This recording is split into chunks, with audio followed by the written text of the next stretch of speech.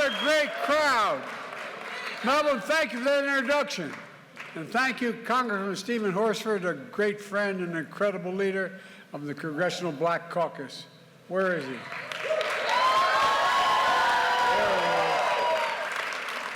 Well, you know, he's been a key player in all this progress we're making. And so is Dana Titus. Where's Congressman Titus? There she is. And Senator Jackie Rosen. All right. Oh, let's be clear. We need to re-elect Jackie. It's critical. So I'll start with the simplest message. From the bottom of my heart, thank you, thank you, thank you. You all are the reason why I'm President of the United States of America. You're the reason. You're the reason Kamala Harris is historic vice president. And you're the reason that Donald Trump is a former president. And you're the reason he'll make Donald Trump a loser again.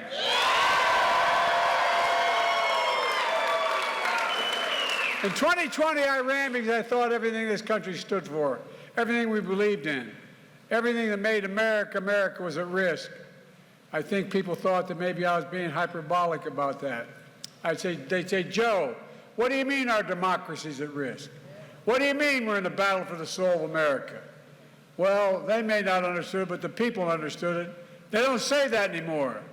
Just think back to the mess Donald Trump left this country in. The pandemic was raging. The economy was reeling. And look how far we've come because of you. We've vaccinated America to get through a pandemic. We created a record 15 million new jobs in getting this economy strong, more than any president has in 4 years. And right here in Nevada, 285,000 new jobs. Nationwide, black small businesses are starting up at a faster rate of any time in 30 years. Latino small businesses are starting up at the fastest rate in over a decade. We passed the American Rescue Plan, which put $1,400 in the people's pockets. And on top of that, they got a $300 check per child, per family, per month for hardworking families. Over 380,000 families in Nevada benefited until our friends on the other side wiped it out. You know, nationwide, that's the thousands of dollars that people put in their pockets to be able to get through a real crisis. That cut black child poverty in half. It cut Latino child poverty by 43%. And it cut indigenous child poverty by half as well. Look, I know, we have a lot more to do. Not everyone's feeling the benefits of our investments and progress yet. But inflation is now lower in America than any other major economy in the world. And in recent weeks, we're seeing real evidence that the American consumers are feeling real confidence in the economy that we're beginning to build. The recent Washington Post headline said, and I quote, "Falling inflation and rising growth give U.S. the world's best recovery." The world's best recovery. And we're just getting started. And let me tell you something else. Who's noticing this? Donald Trump. The strange things he says. He recently said, when there's a crash, I hope it's in the next 12 months. Isn't that wonderful for a former president to root for a crash? It's unbelievable. It's un-American. How can anyone, especially a former president, wish for an economic crash that would devastate millions of Americans? And by the way, pause for a minute. How many times you hear when I first got elected president, my policies were going to bring a recession next month? Every month. None of them are saying it anymore. Mainstream economy. Because of you guys. Here's what it really means. Donald Trump knows the economy we build is strong and getting stronger. He knows that while it's good for America, it's bad for him politically. Trump also said, the one president he doesn't want to be like was Herbert Hoover. Donald, I got bad news for you, pal. It's too late. You're one of only two presidents in American history, you and Herbert Hoover, who left office with fewer jobs than when you took office. Herbert Hoover, yes. Donald Herbert Hoover Trump. Look, when I got elected, I've been working my whole career as a senator, long back with my old buddy Harry Reid and others, trying to get big pharma, the pharmaceutical companies, to start to play at the level. And we have to beat them. They charge extraordinary prices, charging more for prescription drugs here in America than anywhere else in the entire world, made by the same drug company. You have a prescription for anything, take it to a local drugstore. I promise you, if I put you on a plane and took you to Toronto or Paris or Berlin or anywhere in Europe, you can buy that same drug, that same prescription, for somewhere between 40 and 60% less. We said we'd beat them, and we did. Insulin, $35 a month for insulin for seniors on diabetes instead of $400 a month or more. We're also capping the cost of prescription drugs at $2,000 a year for seniors, even for expensive drugs like cancer drugs that cost $10,000, $12,000, $15,000 a year. Because of the progress we're making so far, 143,000 Nevadans will begin to save an average of $434 a year on prescription drugs. And folks, I promise you, I'm just getting started. Our actions not only save patients thousands of dollars, they save taxpayers billions of dollars. You know, Medicare pays for these drugs that go out there being overcharged. Guess what it's saving the American taxpayer, what we've done so far? $160 billion that taxpayers don't have to pay to Medicare to give to these companies. Republicans say they're concerned about the deficit. Give me a break. Give me a break. We've tried to make it $35 a month for everyone, not just seniors, but Republicans blocked us. And with your vote in 2024, we're going to make it happen for everyone in America, not just seniors. I promise you. And that will reduce the deficit by even more. Look, I promised we'd help eliminate the accumulated student debt that millions of Americans carried during the economic pandemic and beyond. The Supreme Court of the United States blocked me, but they didn't stop me. I found another way to help more than 3,700,000 people with $130 billion in relief and counting. There were several existing programs that the bureaucracy wasn't pushing, including one called public servants, like teachers, firefighters, public servants. So I fixed the program, deliver relief for public servants, teachers, nurses, firefighters, social workers, and so on. And guess what? Some of you are getting notices right now. You're going to get another student cut. And this time you're going to not have any doubt about who said it to you. It's going to have my name on it, Biden. No, I mean it. Because we got another $25 billion a year. And guess what? It's not only a good thing to do, it grows the economy. It grows the economy. It's not costing people. Guess what? When you're able to eliminate that, how many of you have had student debt eliminated? Well, some of you had student debt eliminated for over $100,000. Well, guess what? It changes everything. You're able to go out and buy your first home. You're able to go out and buy your first automobile, maybe. You're able to go out and see to it that you have an opportunity to build that business you wanted. I kept my promise as well to appoint the first black woman to the United States Supreme Court.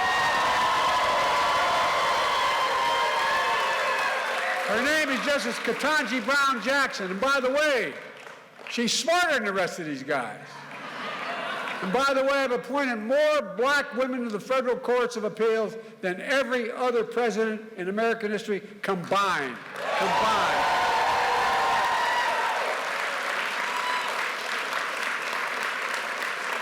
told, with the help of the senator from the state of Illinois, I've gotten 175 federal judges confirmed. 2/3 of them are women and 2/3 are people of color.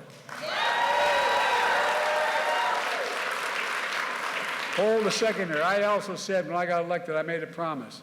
I was going to have an American administration that looked like America. I have more women in my cabinet than men. I have more African Americans on it. I have more people in the backgrounds that are similar. And by the way, I make no apologies for being the most pro-union president in American history.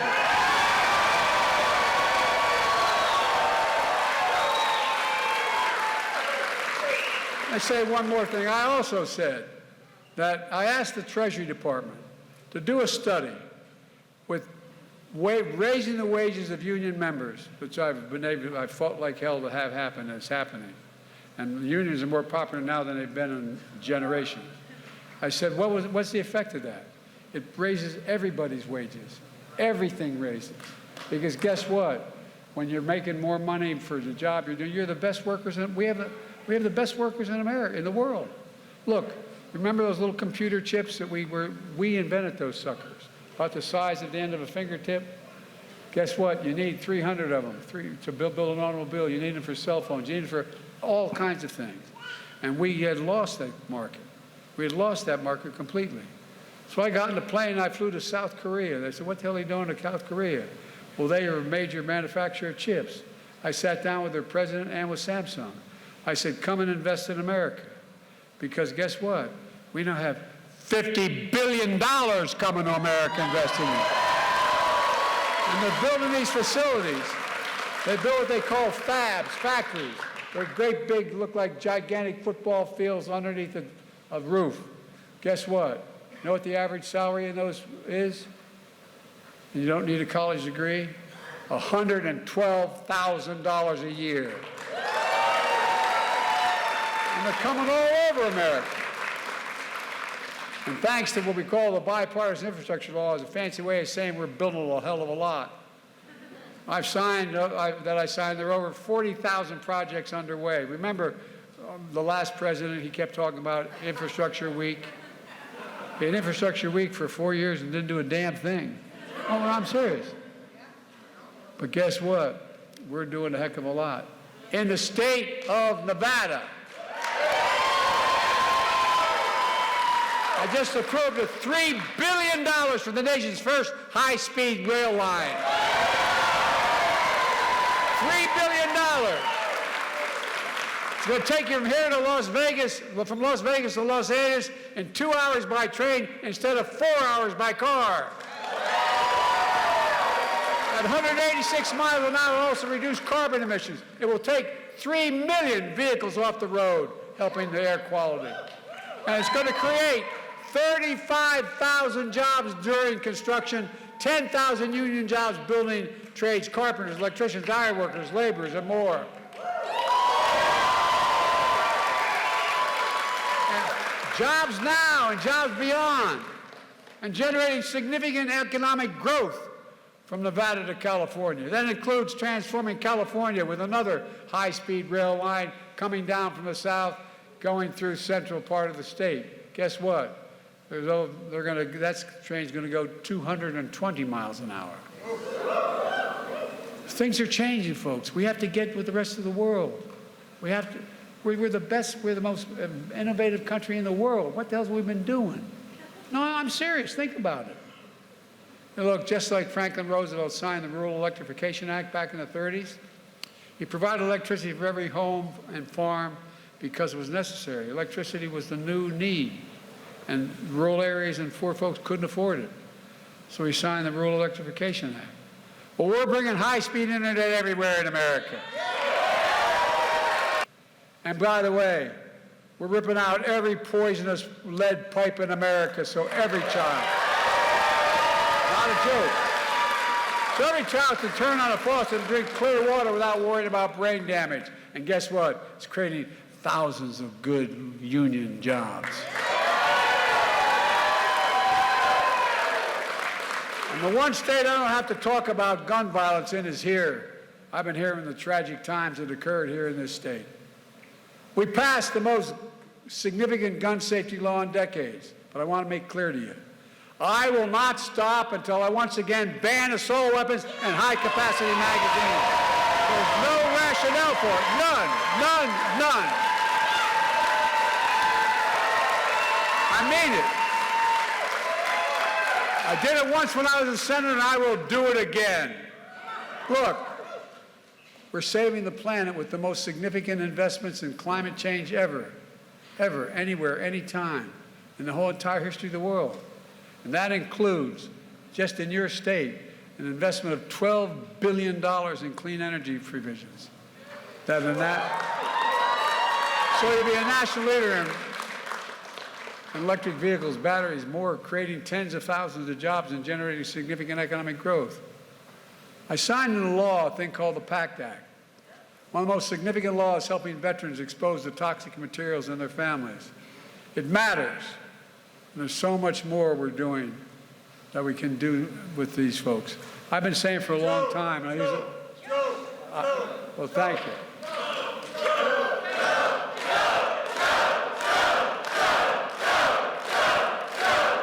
Folks, thank you. I've been saying for a long time, America has many obligations, but only one sacred obligation: to equip those we send into harm's way and to care for them and their families when they come home. It's a sacred obligation.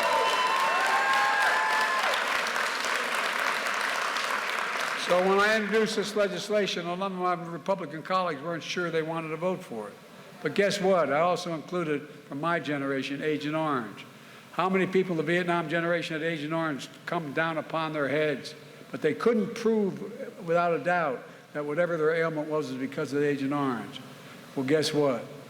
What it should have been is what it is now, the same way with burn pits. The burn pits out there where they burn, these pits are of the size of a football field, 10 feet deep, 40 yards wide, almost 100 yards long. And guess what? They burn everything in there, from jet fuel to body to everything, all contaminated waste. And it generates, just like you saw what happened to those 9/11 firefighters. They all came out with cancer, many of them because of the smoke they were inhaling. Well, the same thing happened. Matter of fact, I had a son who was the Attorney General of the state of Delaware. And he should be here, not me. And guess what? He volunteered. He was Attorney General. He gave up his active Attorney General. He said, I'm going with my National Guard unit, because they were going to go to Iraq. And he spent a year there. I was in and out of Iraq and Afghanistan over 19 times. And his hooch, where he slept, was only about 200 yards, maybe more, maybe 400 yards from where he slept, breathing in that air for years. He came home with stage 4 glioblastoma, a brain cancer that there's no cure for. And he died. And he died. The idea that he'd have to prove it was because of that is bizarre. And guess what? Now, anyone who's exposed to these burn pits, anyone who can demonstrate they were there, if they come down with the disease, it's covered. And if they and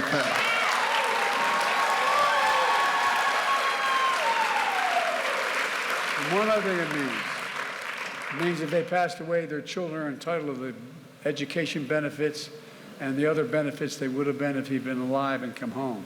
They've been alive and come home. So folks, look, in the same way as I said with Agent Orange, now imagine the nightmare if Donald Trump's reelected.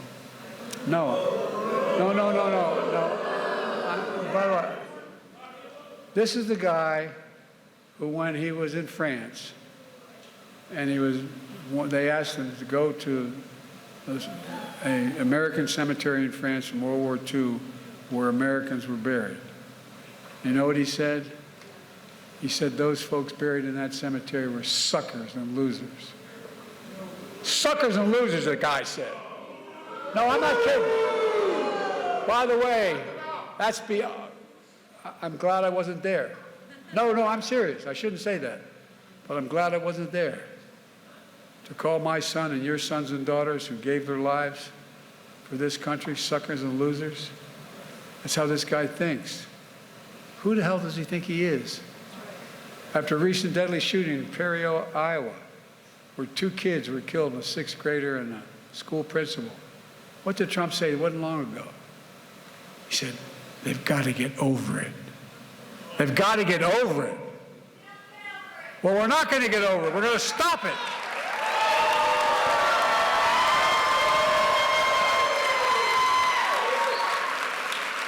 And now Trump from the beginning, by the way, you all know there's no climate problems, right? I mean, think about it. Think about it. All kidding aside, think about it. This guy's denying we have a problem with climate. This guy's saying his MAGA Republican friends want to repeal the historic climate legislation I got passed. And get this, 100,000 Nevadans will get health care this year through the Affordable Care Act as access to affordable premiums. But after trying and failing more than 60 times, Trump and his MAGA Republican friends are promising to get rid of the Affordable Act again if they get elected. By the way, it's the only reason why people all over this country have the protections for pre-existing conditions. They're going to take it away. I don't know what they're thinking. I don't know what they're thinking. I really mean it. And seniors here in Nevada and all across America should know this. Trump and his MAGA friends are determined to take away the $35 a month insulin, as well as the $2,000 cap on prescription drugs. How many of you believe the tax system's fair? Raise your hand. And even those of you doing well. We made progress making sure the biggest corporations pay their fair share by paying a minimum 15%, just 15%. That paid for all the programs I'm talking about so far. And we didn't have, and we still cut the deficit $7 billion. But guess what?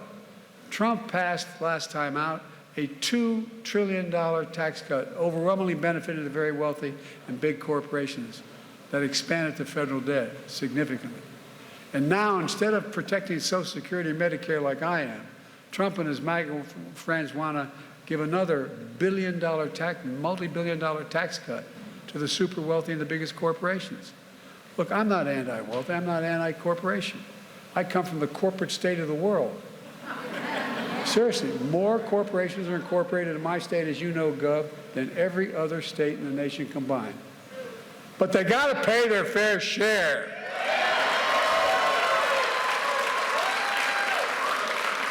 I'm serious. Think about it.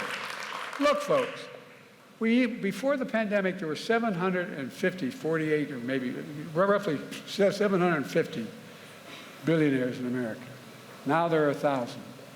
You know what their average tax rate they pay, the federal tax rate? 8.2%. Anybody wouldn't change that for that tax rate? Yeah. Well, let me tell you something. If, in fact, they paid their fair share, over the next 10 years, it'd be $400 billion in new income coming in. We could take care of all these problems. We could have daycare for all kids. We could increase economic growth even more, et cetera. But Trump and his MAGA friends are determined to take away that opportunity. But if you re-elect me, I tell you what, man, hang on taxes. And I promise, not anybody making less than 400 grand would have 1 penny in federal taxes raised. I kept that promise in the beginning. I haven't made it, and I will not break it again. But look.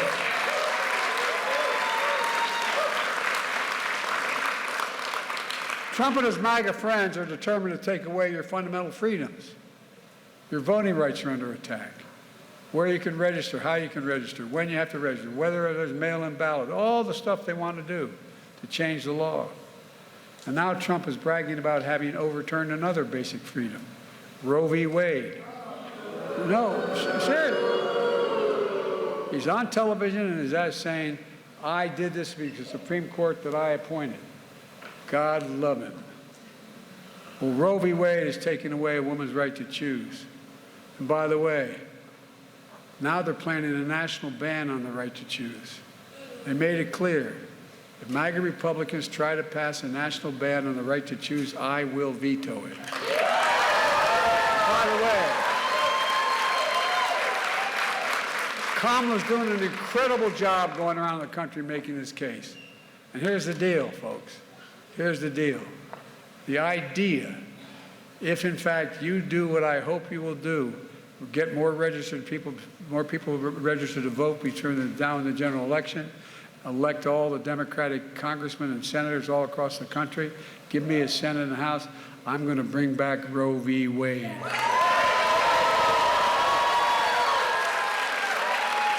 by the way, I love how Trump is now saying Biden's for abortion on demand. Not true. That's not what Roe v. Wade said. It said the 3 trimesters and how it worked.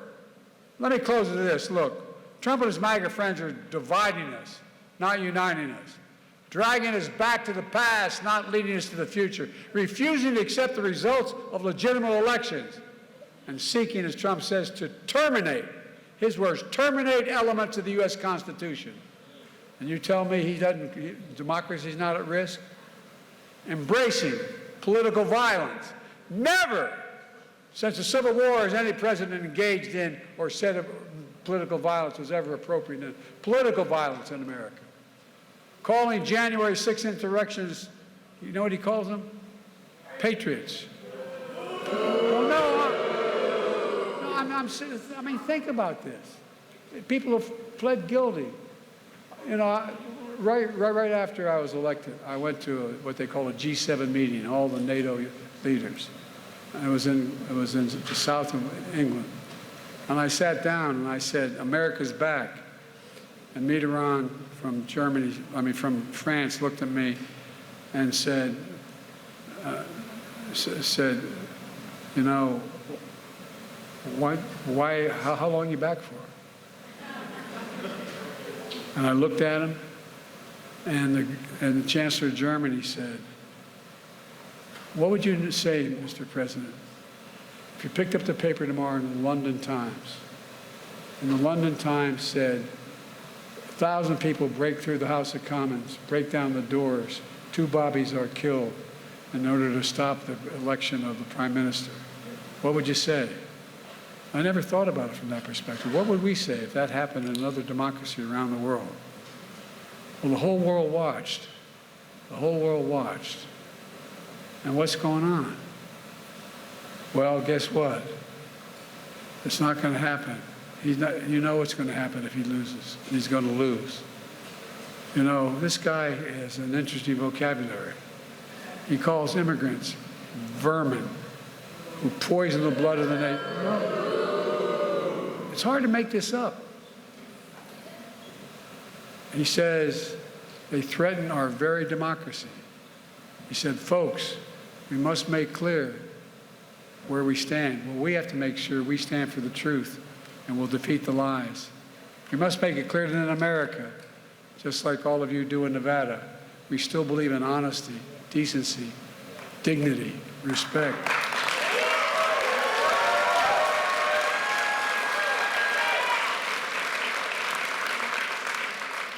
Folks, well, you're right. Well, that's the reason I'm running, because we have to win. No, I give my word, we have to. There's not much of a choice here. Look, we're the most unique nation in the history of the world. I'll end with this.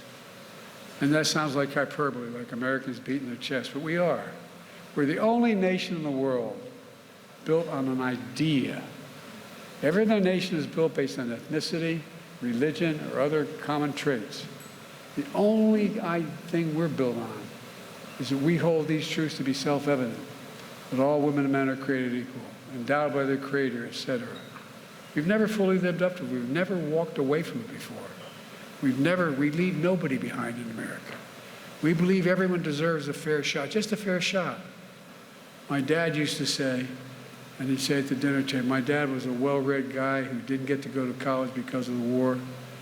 But he'd come home before he went back to close the business he was manager of. And we'd have a conversation and incidentally eat. And he'd look and he'd say, many times, Joe, remember, a job is about a lot more than a paycheck. It's about your dignity. It's about respect. It's about your place in the community. It's about being able to look your child in the eye and say, honey, it's going to be okay. He meant it. We don't give hate any safe harbor in America. We believe in America. We know what the stakes are. We must keep the White House and keep the Senate by re-electing Jackie Rosen.